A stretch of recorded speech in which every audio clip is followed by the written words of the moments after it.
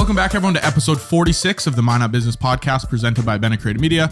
I'm your host, Easton Bennett, and on the show today, we have Justin Burgess. Justin, how's it going? Not too bad. I appreciate having me. Not a problem at all. I'm excited to get into the questions. Before we get started, if you have not already, please rate and review the show. If you could take 5 seconds to do that, leave us a rating and review. It really helps spread the word to new audiences and attract new guests for you guys each and every week. So I really appreciate the support and you guys doing that. So let's dive into the questions. Justin, for people that don't know, what do you do? What are you all about? What do I do? Well, I got a couple irons in the fire. So I'm a full-time firefighter with City of Minot. I've been there coming up on 13 years. So I started Burgess Detailing, auto detailing, right when I got hired on with the fire department, just because I needed something on the side to do. And so that was that. Recently here, I've been with Brokers 12 for like last 2 years. Okay. So then still very new in that, but learning the ropes still. You're exactly. So I want to talk about, we're going to kind of talk about all of them, but starting as a firefighter and you started the detailing at roughly the same time. What did you know anything about detailing when you went into this? Yeah. So I actually did a couple years in high school as part of the DECA program. Okay. So business management. I went to Minot State for a couple years and then my wife and I started a family and we were just kind of trying to figure out how to balance everything. And it's just like, all right, you're smarter than I am. So you go to school. And I was like, I'll figure out what to do on the side. So I started working over at Wesley's doing detailing over there. So I kind of did some stuff in between classes, just to basically make that living. Yeah. And was doing classes. And then when I moved on from Minot State, I got on with the fire department. Everybody had their niches, whether it was, landscaping or roofing or what have you. I was like, well, the only thing I know is detailing. And I was like, and I liked it. It was decent. So there were other firefighters that were doing other side hustles as well? Yeah. So our schedule is pretty unique. We only work 10 days a month because, our schedule's since switched, but now we work 48 hours straight. Back when I was hired, you worked, 24 on, 24 off, and it just kind of bounced around. But then the way it shook out at the end of the month, you work 10 days. So everybody needed something to do or else you just go crazy. Okay. So detailing was my niche. We started out just basically, my dad owned Service Master here in town. Okay. So he had some extra shop space. I started it with a buddy and we basically went around to the different dealerships and said, hey, will you give us a chance? We're just starting up. I think I know what I'm doing kind of thing is kind of what I had going in my head. And we started out just doing interiors. And then, as the years kind of went by, we, slowly expanded and we moved more from, once we got our name out, we moved from the dealership part, just to basically the general public, general public out in Minot and, surrounding area. So you just talked to the dealerships and said, hey, anyone that comes in for detailing, can you push them to us? Is that kind of the setup? Just because they need, most of the time those dealerships, your bigger places like Bennett or Ryan, they have their in-house stuff. But if, I know Bill from Coaching For, he's really the one that gave us our start.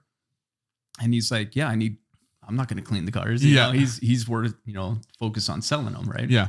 So I was like, great. We kind of set a price and he, threw us a couple cars and he's like, all right, that looks good, but this needs to look better. And, we were kind of learning along the way too, because they had, a certain standard that they wanted to uphold. So how would you say, not like to thank Bill, cause you kind of did that, but why do you think it's important to have that one person in the beginning that kind of gives you a shot? Yeah. So, I think about Bill.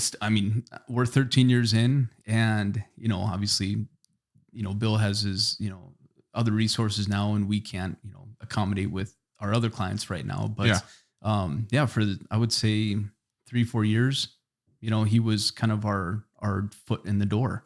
Which is pretty awesome. It was great. He didn't have to give us a chance and he did. Yeah. And, he was very, as we were kind of learning the business, he helped us out too. So it was great to have that opportunity with him. Everyone always says everyone remembers their first client, the first person that they work with. I remember doing a free video for Kurt Gus at Elite Real Estate, and I didn't charge him anything, and he ended up getting me like a prepaid Visa gift card. Okay. And I was like, oh my gosh, I'm getting paid to do videos. This is the craziest thing ever. So it's interesting to always hear people's stories. When you started the business, was it difficult in the beginning? What were your emotions like? Were you just like, hey, let's just rock and roll with this? Did you know much? Yeah, I mean, I knew, the little things about how to actually detail a car, but I knew nothing about the business side. Okay. You always like to say, you got to start up with, your savings and your equipment. And we were like, well, we don't have any money. So let's just, get into it, the dirty way. And we had, now I have the equipment and the steamers and extractors and all that kind of stuff. Right. But you just started with like Clorox wipes and dish soap. Joke. I started out with like a bristle brush, a bucket of water, and a shop vac. Yeah. And that was it. So, and it's just like, looking back on it, the only thing I would really change is, and what I tell other people that are just starting up is invest in yourself right away. Oh yeah. Like, $5,000 might've seemed like a lot of money back in the day, but it's just like that $5,000 completely changes the game, and it sets you off for, one, you're giving a better product, right off the bat. It saves you hours because you're not, killing yourself trying to get this certain quality out of a vehicle that, unless you have the tools, you're probably not going to get. Have you ever heard the saying, buy once, cry once? Because that's how I have to tell myself that a lot of times when I go into a store, if I'm buying a new piece of video gear, I'm like, should I get this one or the expensive one? Like, just buy once, cry once. Yeah. Yeah. And that's just it. Like and along the way, you kind of learn, hey, this piece of equipment that I thought was going to do the job, just, it's just not doing it anymore. Or, you find out those better products. So, you kind of pick up on things, and I still, from time to time, I'm like, hey, that's pretty neat. Let's try that out. Yeah. And it does save you time. So you said you knew a lot about the detailing side, but not the business side. Where did you learn the business side? Was it just through trial and error? Did you have a mentor? Were people helping you out? Yeah. So again, my dad owns ServiceMaster. So every once in a while, like I'd go to him and like, hey, this isn't working out. I'd like, something feels wrong, that I'm not doing this right. Yeah. And so he would kind of give his 2 cents. And then eventually through networking and just, meeting certain people, you just kind of figure out the way they did it. And you look at, you're like, oh, I'm not doing that. Maybe I should. Yeah. So you kind of, you take your bumps and bruises, and, again, I took business management in high school and tried to, I was part of Delta in college as well, but there's just more things to learn. And a lot of the times what you learn in the book necessarily isn't what, real life is. So, and that's where I obviously didn't go to college for business. My parents wanted me to, but I just learned everything through experience. And I think I can't speak too much on it because I didn't actually go to the school, but I think learning the book stuff's good for the fundamentals, but actually learning how things work is way better once you actually get inside of the business and learn through experience. Right. Yeah. That trial and error is huge, because whether you're a year in, 5, 10, whatever it is,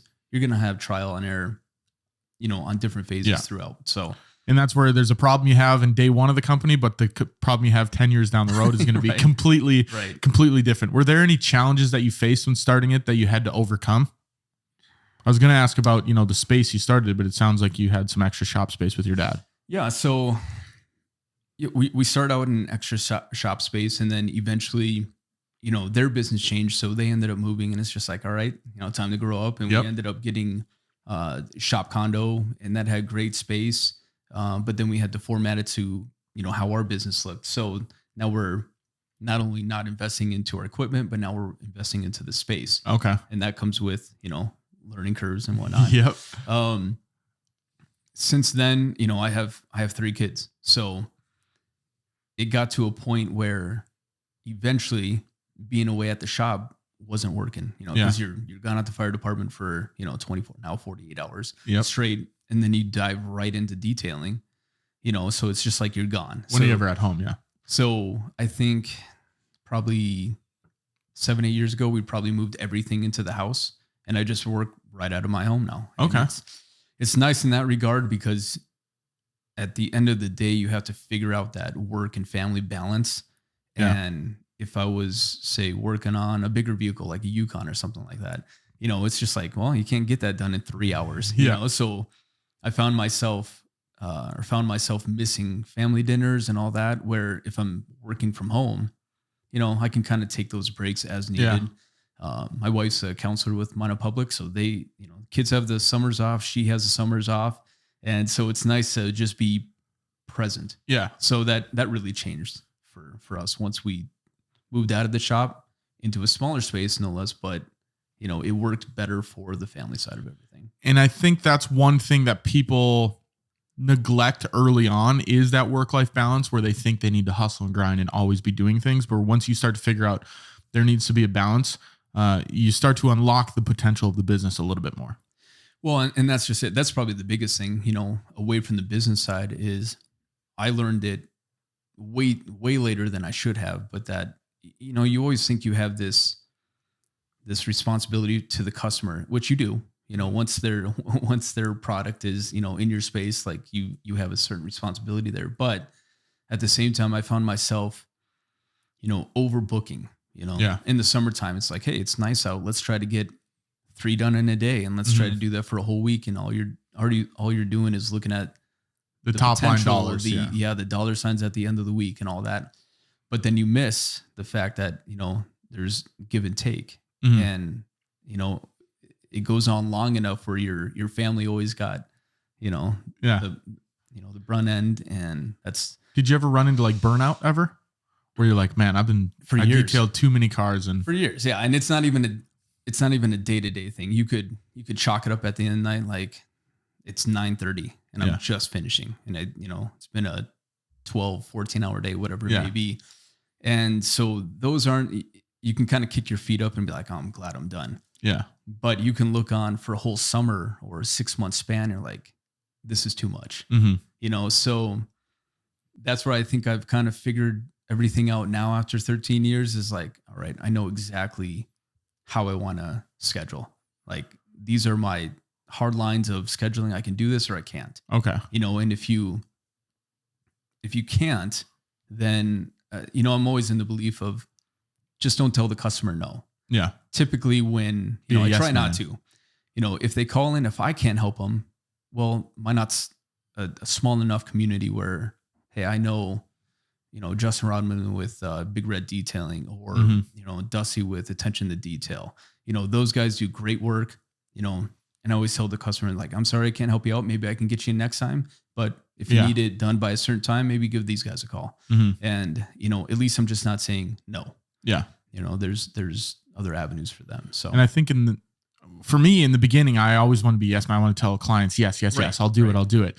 And then you start to realize like I have a lot of work on my plate where it starts to become hectic, and then you don't see that you are just working nonstop until you look at it from a bigger picture, and it's like, wow, the last 3 months I haven't done anything except work. Right. Absolutely. Yeah. And it's just like you owe your family that respect of saying, hey, I'm going to try to balance this as best I can. Yeah. And then, but while still trying to provide and whatnot. So do you have any advice for people that maybe are going through this scheduling? How did you make that transition to, drawing that hard line? Yeah, I think it's just kind of sitting down with your family and just having that open line of communication is just like, hey, what works and what doesn't? Yeah.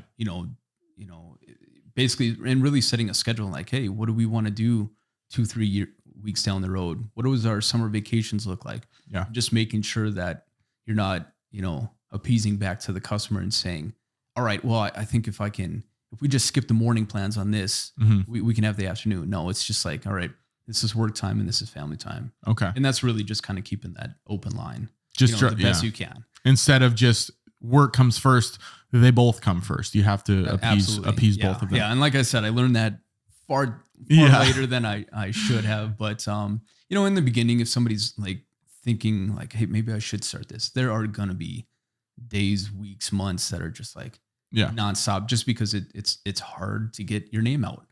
So one question I have for you then, were you passionate when you started your business? A lot of people talk about start a business you're passionate about. Were you passionate about detailing cars? I am. Okay. And that might make me weird because they're like, the reason they come to me because nobody wants to clean, candy and, spilled coffee and stuff out of their own car. So do you just like the before and after of it then? 100%. Like, yeah. Just satisfying. Yeah. And even on our Facebook page, I very rarely get, super descriptive or creative with our posts and whatnot. Typically I'm just like, here's a vehicle before, after, here's the year and stuff like that.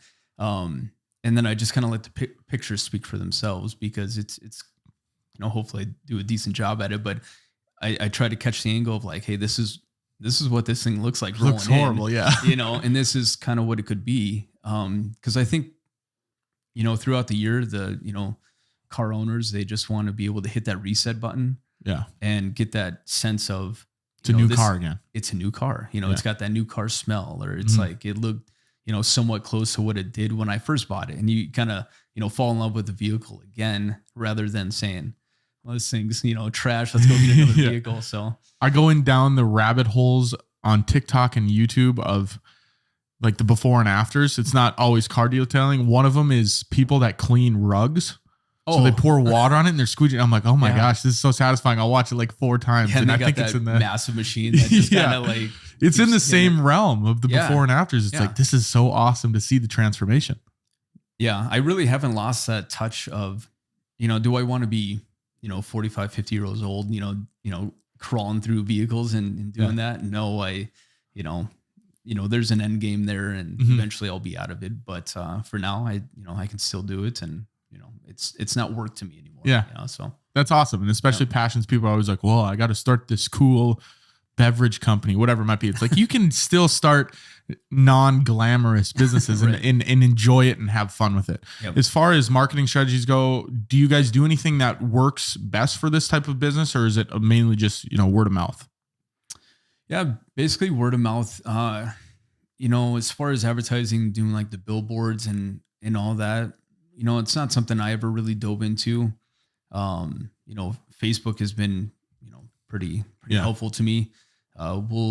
Throughout the year, we still, give, donations to silent auctions and stuff like that. So it's our way of giving back, and two, maybe hitting, a target audience that maybe doesn't even know we're in Minot. Even though that we've been here 13 years, I'll get people that call up and like, well, is this is detailing or is like, are you guys still doing this or whatnot? So, could we dive in more on the marketing side? Probably, but we also have such a, we're fortunate to have such a good following. Yeah. That, those repeat customers have really kind of just, kept us going. So as far as the community aspect of things, then you've donated to certain places. Why do you think it's important to give back to the community that you're running your business in? Yeah. Again, Minot's just a smaller community, and I just think that, we help somebody helps us, word of mouth. They try to give us business, and honestly, we'll get a customer in that maybe uses us for the first time.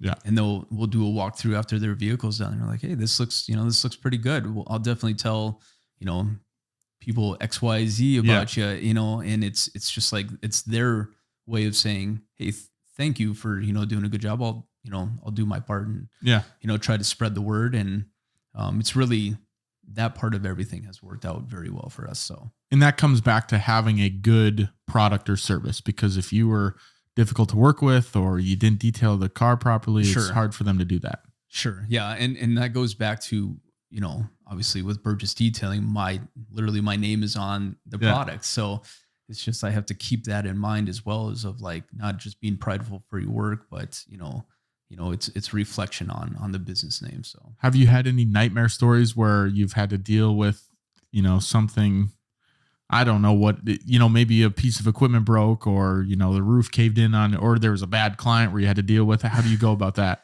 Yeah. So as far as, not, somebody's lying if they're saying that every customer is, 100% happy with their work. Cause time to time, it's just like, well, either we weren't on the same page, or, say they had their vehicle done down in Texas before, and now they're up here, and it's just like, oh, that's not what I was thinking it was going to happen. It's a little bit different. Yeah. So it's just different. If something comes up, I can't remember what it was, but we had a piece of equipment fall against the door when it was closed. Yeah. And it's just like, great. Like, obviously you're going to be honest about it and get it fixed. And so, it was one of those things where, it had to go to the body shop, and, we had to kind of look at like, all right, let's be careful with ourselves around the shop. And, Yeah. But the customer is, I feel as soon as at least you're straight up with them, they're going to be okay with it. Yeah. So The more honest you can be. exactly. Yeah. Not try to hide anything because things happen. I mean, that's in every business. Like, oh, it was the wind that pushed the door. And it's like, no, we dropped this huge ass thing and fell on it. Before we dive into some more questions, we're going to hear from this week's sponsor. Midco. Is your business moving up and to the right? Put Midco's business technology to work for you so you never have a slow day at the office. From premium internet and phone plans to custom private networking and advertising, they have a solution for every type of business, large or small. Get paired with an account representative to create your suite of services and make the switch with ease with dedicated business, client fulfillment, and support teams. No data caps, flexible contracts with month-to-month or long-term options, built-in DDoS protection, and more. Explore services and request a free consultation at midco.com/business today. I've been a Midco user ever since I started my business, since I purchased my house, since I have my home studio, and I love Midco. I've been using it for the past, 2-3 years now. So if you guys are looking to check that out, midco.com/business. Okay, Justin, let's get back into the questions here. So one question I have, your business obviously relies on repeat business and people coming back to you. How do you go about making sure customers are satisfied and then coming back for repeat work? Yeah. So every time, when they drop off a vehicle, they might have to drop it off early and I don't get to do that, intro with them. Same thing when they come to pick it up. I'll do my best to do like a walk around with them. And basically I'll explain what we did. If it's just an interior, they'll come in. I'm like, all right, so we steam cleaned all the carpets. We pressure washed the mats. We took care of your, the jams, the seals. If they, we'll go over like what products we used just so they know what they're getting for their money because it's a luxury expense. Yeah. People don't need to get their vehicles done. But again, it's something that, hard-earned money, they're spending it. And I just want to make sure that they're good with everything. Now, instead of just, hey, here's your vehicle. Toss them the keys and they're out. No, I want to definitely make, some kind of connection of like, hey, one, if you see anything, let me know. We'll fix it. We also, during that walkthrough, we always go over like the difference between is it dirty or is it damaged? Because, kids are the main reason that, I'm still in business because they trash vehicles. Yeah. And if we stopped having kids, your business would be shut down. I'd be done. I'd have to be searching for something else. But, say if a kid takes a ink, I remember an Escalade came in and it was one of those like white leathers. Yeah. And the kid took blue pen ink over the back. We can fade it, but something is still going to be there. Yeah. So, it's one of those things where you're like, hey, if you don't like this, we might have to look at other options, but cleaning it isn't going to take care of this. So you just want to make sure that you point out everything that, went good. And then some things that either they might want to replace down the road or get fixed, like tears in seats, stuff like that. And, I know that again, working with other businesses in the community. Yeah. If we got, a cuddle on a seam line or something like that. And it's just like, well, hey, maybe you want to talk to Mike Pickard over at Mars. He does great work. Here's his card. Here's his number. And it's giving them options. If we don't have an option for them, it's, something that they can take care of. And it's, also. And I think they appreciate that you go above and beyond to figure out or at least help them with their problems rather than, oh, the seat's got Sharpie on it. Sorry. And then just see you later. Yeah.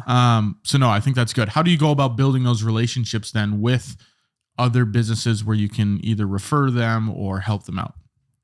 Yeah. So, again, somebody like Mike Pickard, he's been a lot, I think he started out detailing. Now he branched out into, ceramic coatings, which we do as well. And he does seat repair, upholstery. Yep. I think he has his son on board with him too, and they do like that PPF wrap and stuff like that. They're actually coming on the podcast in a couple of weeks. Oh, are they? So there's a little teaser for the people. There you go. Pick and Garrett will be on here. So. Yeah, they're great people, and they have again a longer business history than I do. But for me, when we started out, once we finally, we were able to get the wheels rolling, we would just kind of go out to those businesses and say, hey, if there's anything, we can do for you, what do you guys offer? And then Mike was in the same field, but he offered different services. Yeah. Different services. So it was nice to see how and what he did. And so you basically just have to reach out. Yeah. And reaching out, one thing I learned when I was in the beginning, I wanted to run this business myself. I wanted to be the man I built this all by myself. I didn't have any help.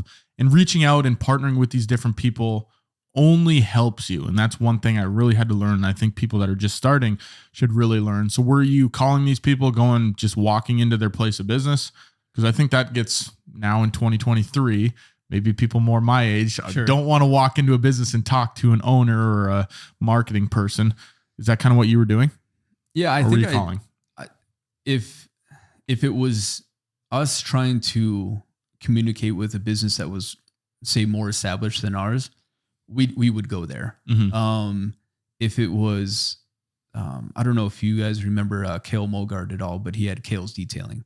He's since moved to Arizona. I think he's a realtor down there now, but he started up, and I just saw some of his posts, and basically I kind of saw that he was starting out kind of the same way we did. Yeah. And so I just reached out to him over the phone, and everybody thinks like, oh, it's your competition. Sometimes you can't be friendly. I'm like, I look at it exact opposite. And I get along with Cale great, and we had a pretty good relationship. And I just basically that first time called him up and said, hey, if you need anything, if you need any pointers, if you need any product information, whatever it may be, just let me know. I think that's something the general public doesn't understand. There's obviously competition in certain industries. Video people, they're selling video projects. I'm selling video projects, but there have been so many projects we worked on together. And I don't see, like you said, competition as actual competition. It's more people in the same industry.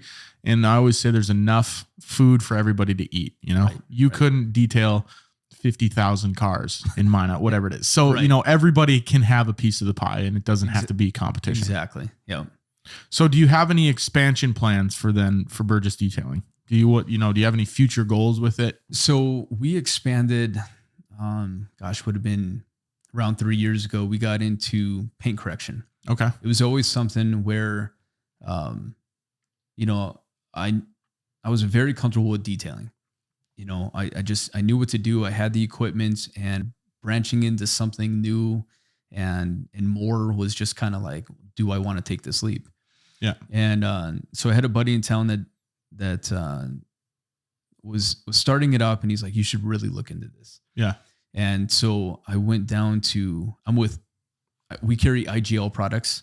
Okay. So we went down to Minnesota here for, I don't know, about a week or so, and got trained in by them. We learned their products. We learned how they do things, and learned more about the paint correction side, buffing, basically. Yeah. I should have you look at my truck then, because someone sideswiped me, and I got a big white on my passenger side fender, a big white scrape on it from their view. Yeah. Yeah. Absolutely. So I'll have you look after the show. But anyway, sorry, continue. Yeah, no. So basically into paint correction, and that led into ceramic coating with those IGL products. Okay. So in short, ceramic coating is basically a hydrophobic coating. It just helps with the maintenance and care of your vehicle. Okay. And, people, they love their trucks around here, right? Yeah. So North Dakota, if you have, exactly. So if you have like a dark colored vehicle, sometimes that sun hits it and you're like, man, it doesn't look the way it did when I bought it. It's all grayed out. The color doesn't pop. Yeah. And so that product and moving into the world of ceramic coatings, once you get your life back out of your vehicle, and you can put something on that vehicle to help protect it even longer.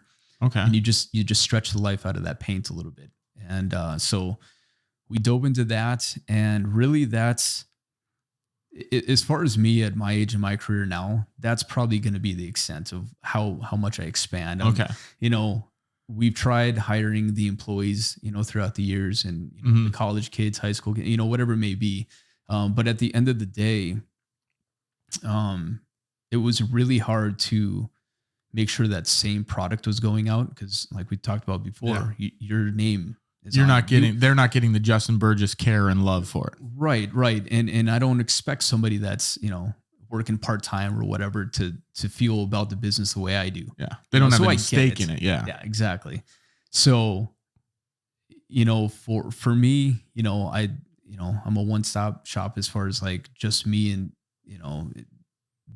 hands-on for the product itself. So Yeah. I would imagine I'll probably keep it that way. Again, Okay. we tried the employees and it just, there's so many bumps and bruises. And sometimes it's just easier to say, no, maybe I can't get that vehicle done that day, but at least I'm not going crazy trying to redo some work. Yeah. And just kind of keep it in house. There's an interesting topic on not every business owner needs to try to start a multi-million-dollar business, because I think there's a book. Yeah, it's actually right up here above me. Company of One. And the whole premise of it is keeping your business small. Like, it's okay to keep a business small, whether you have one employee or you have, 5 employees. It's okay to, not everyone needs to start the next Google. Not everyone needs to start the next Apple, where it can still sustain you and you can enjoy, working for yourself, but you don't have to try to have a 500 person company. Right. Right. And at the end of the day, like, again, my main focus and my main priority is still at the fire department. Yeah.